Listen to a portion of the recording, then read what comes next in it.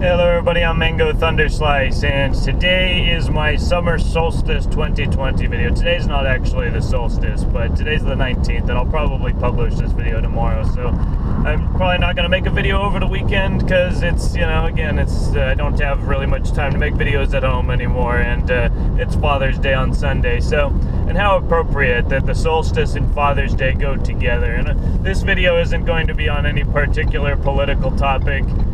Basically it's just going to be about the spiritual aspect of the sun, right? And our, what I would consider to be the new sort of religion that is kind of a returning, for the Aquarian age, right?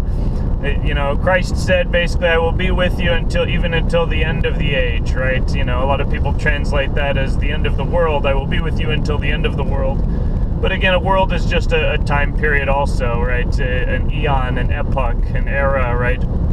A world is not necessarily a planet, right? They're different things. And so basically Christ said, I will be with you even till the end of the age. And that age was the Piscean age, right? And the symbols that he came out with, were basically, signifying the ushering in the Piscean age, and basically, which superseded the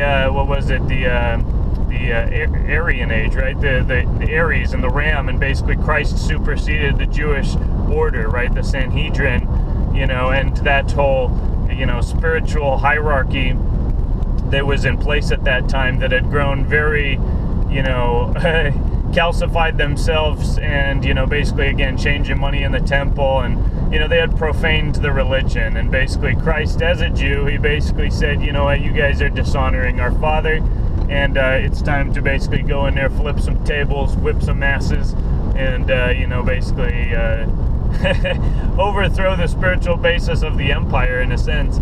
And he got returned in kind by being executed by his own government and betrayed by his own people, right?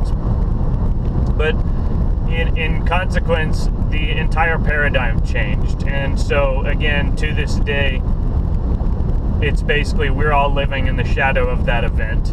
And a similar event is happening now, and it's not to say that it's totally supersedes Christ, but to see Christ as an avatar of the age, and that at each turning point from one age into the next, there is a sort of crisis, a calamity. Because again, it's not like the Roman Empire back in those days was just like some peaceful situation, and there was no turbulence at all. Like, they were undergoing a massive climate shift, a lot of planetary changes, economic collapse in a large way in certain areas because of the changing climate, right?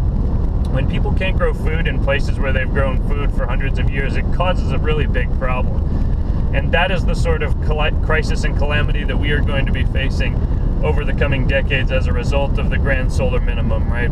Solar cycle 25 is projected to be somewhat similar to solar cycle 24, which we just came out of, which is very small, and the field of the planet will continue to weaken. The poles of the planet, the magnetic poles, will continue to drift at ever greater rates of velocity. And so it's going to be exciting. It's going to be a hell of a time. And, again, our best play is actually, again, the whole thing is you should actually be preparing for climate change. You just should not assume that it's warming and that it's, inevitably going to be warming because carbon. The thesis is bunk. It's bullshit. However, the planet's climate is absolutely the direct result of its interface with the surrounding cosmic environment, the solar environment, right? The heavens, right? The mighty arms of Atlas hold the heavens from the earth. And what should happen if Atlas should shrug, right?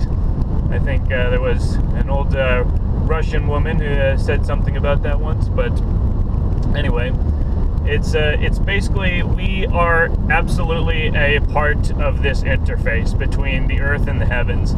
And the Chinese basically, they called it, the Tianjin, the mandate of heaven. Maybe I got the word wrong, but the mandate of heaven, right? It's the sign that there's peace and that there's food growing, and that people aren't getting killed in the streets, and basically that is kind of a signifier throughout history that the powers that be are ordained of God, and that they are there for a reason, right? Peace is the ultimate test of I guess the effectiveness of a ruler throughout history.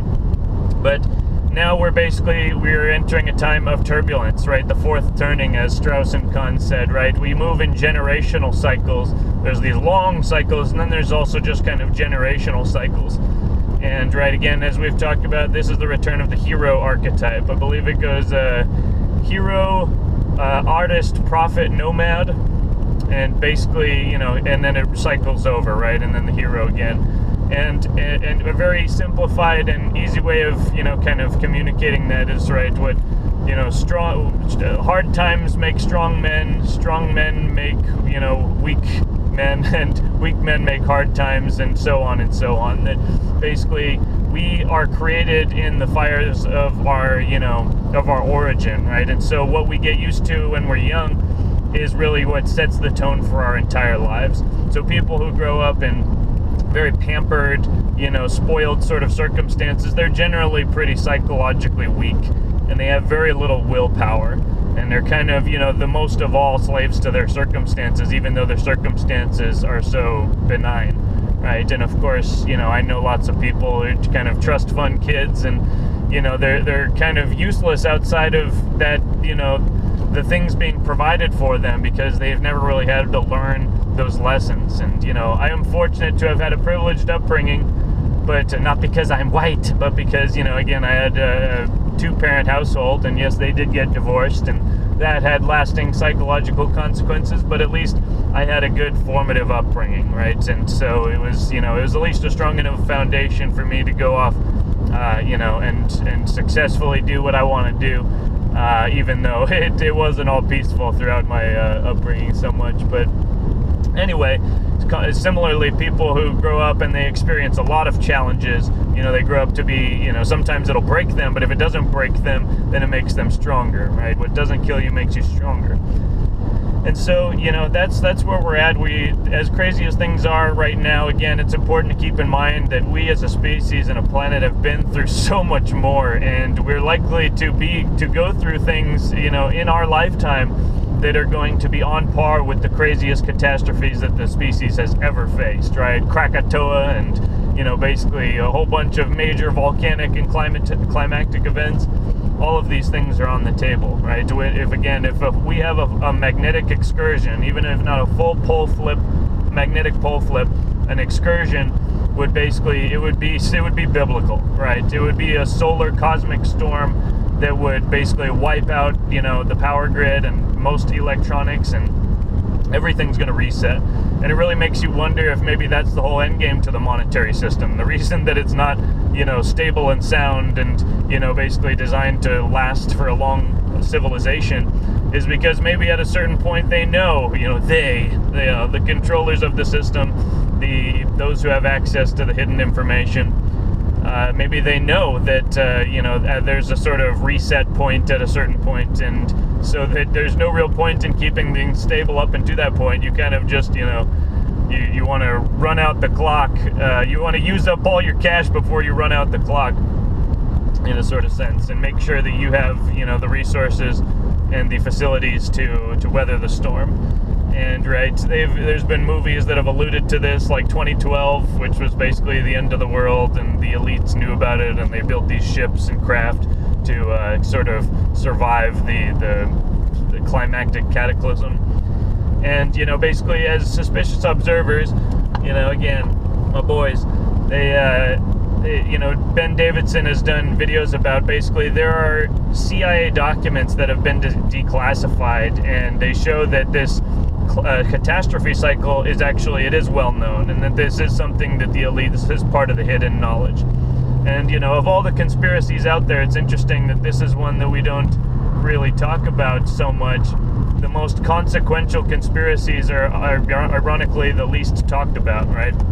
We'll talk about flat Earth till the end of time on the internet, but how many people are talking about the actual, climate catastrophe cycle, right? The actual truth is kind of hard to follow sometimes, and it requires nuance. But people like the simple explanation, whether it's Rachel Maddow or like when any of these flat Earth people, or basically the leftists, and even just the neocons. It's all giving people simple answers that are prepackaged because people don't actually want to do the thinking for themselves. But what are you gonna do? But yeah, basically it's tomorrow is the summer solstice, which is the longest day of the year. It is when the sun and the solar energy on this planet is at its zenith. At least in the northern hemisphere. And it's basically, again, I believe in Jesus. I believe he was the Son of God. I also believe that he was an avatar of his age. I believe that he was invoking a cosmic deity that superseded all of the localized deities. I think that's absolutely a valid point. I still believe in the Ominist tradition versus the Atonist tradition, which is it's not about worshiping God at the expense of everything else, and that if you give any praise whatsoever to anything beneath God at the apex of creation, then you're a Satanist. I don't believe that. I think that creation itself is holy. Creation is sacred. And I think that we should respect it. We shouldn't worship nature over God and say, oh, I'm an atheist, but I worship nature. That is Satanism of a sort, because you will be duped by anything that moves under a natural mask and garb. Right? Only by following and kneeling only to the highest creator, the Most High, that is the only way to basically have sovereignty in all planes, in the physical and the metaphysical. And, again, we are moving into the era when a single person can nullify the entire physical program by standing in truth, because the power of a single human, technically this video right now could reach every single person on the planet. It won't, because of various different reasons. Even if I was the most perfect video creator on the web, which I'm not, there's the algorithm, and not everybody can understand it. Not everybody even speaks English, all these other things. But hypothetically, I have the power to talk to the entire world right now while I'm driving to work in my car. And that's pretty extraordinary. And people do reach the world, right? It happens all the time. Every time a video goes viral, that is essentially one person changing, the world, in a sense. Even if it's very, very small, a single meme, right? That word signifies the base unit of cognition, right? A, mimetic a mimetic proton or electron, so to speak. It's the unit of currency for psychology and cognition.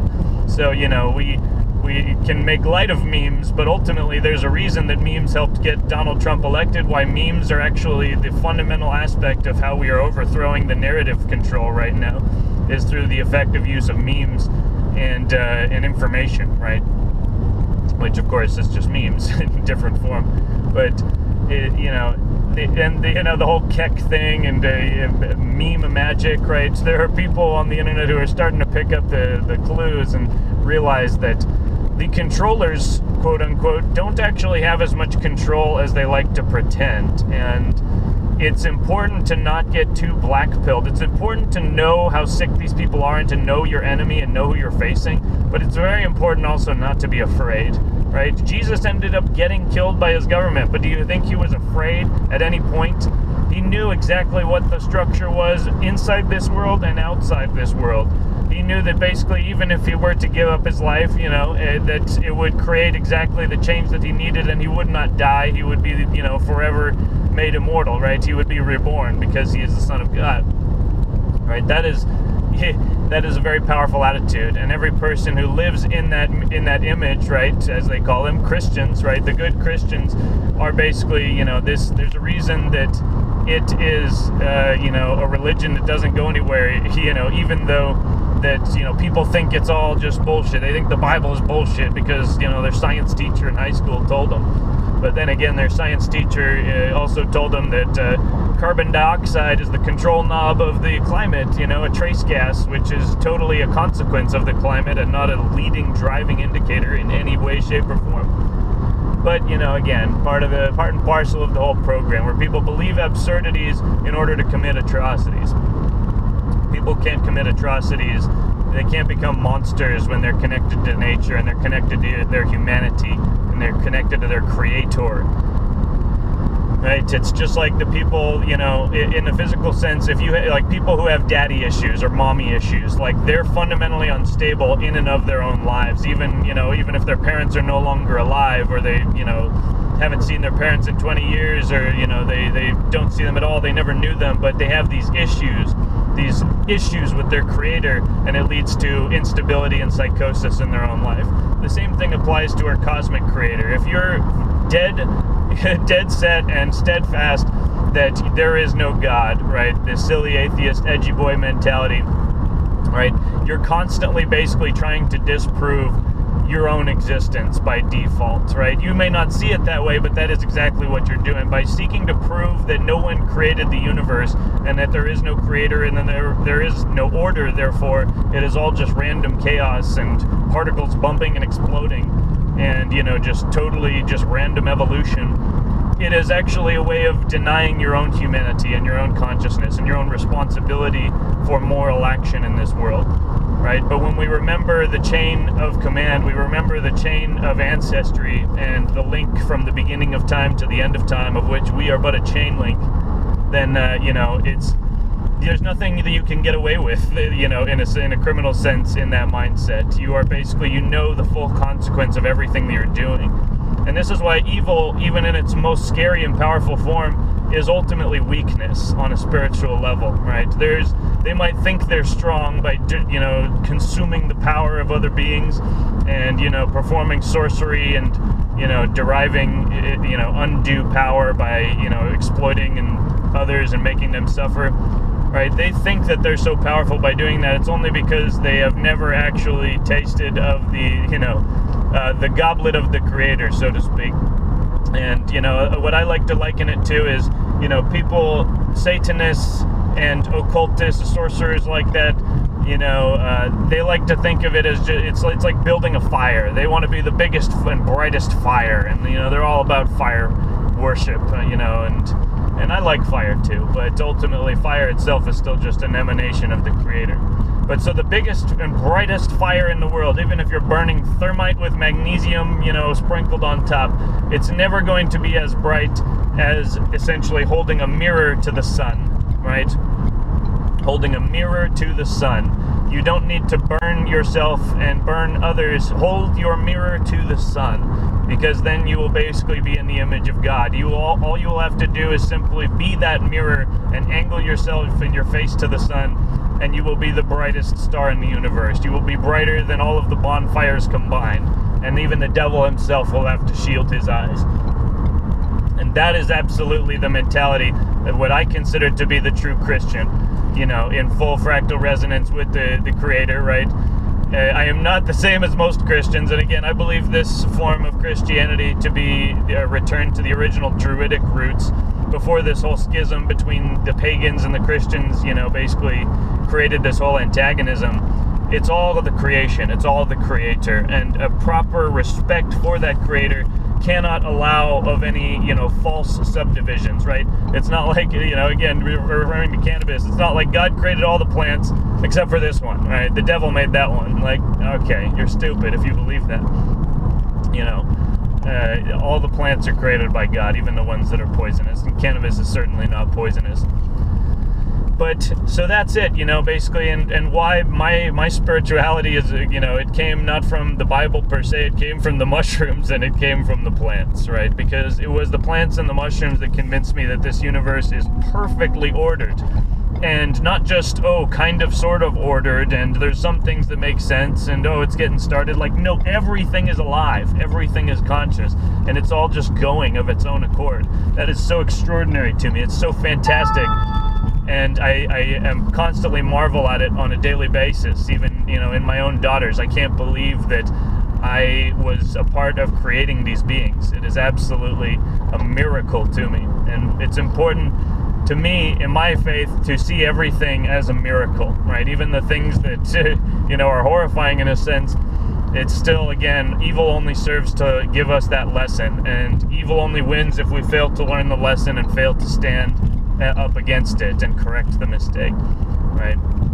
Because if we can learn from that lesson, then it was not in vain. It had to happen, it should have happened, and it was there so we could wake up and take action.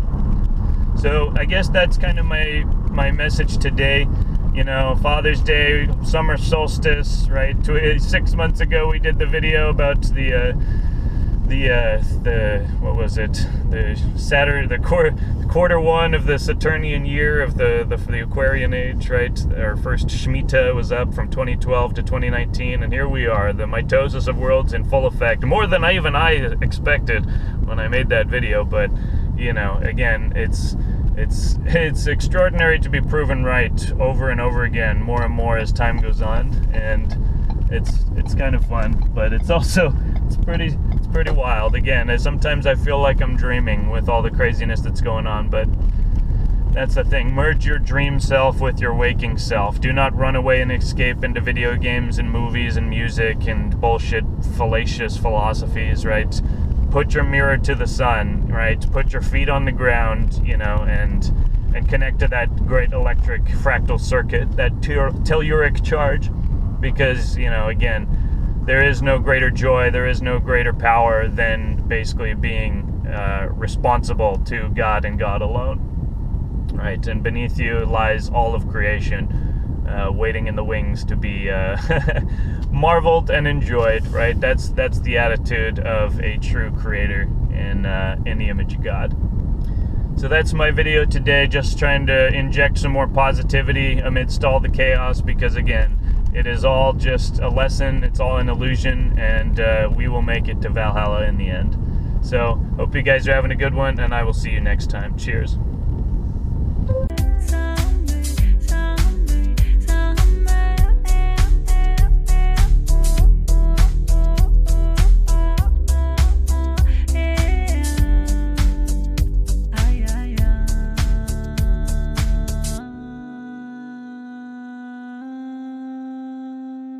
Ah.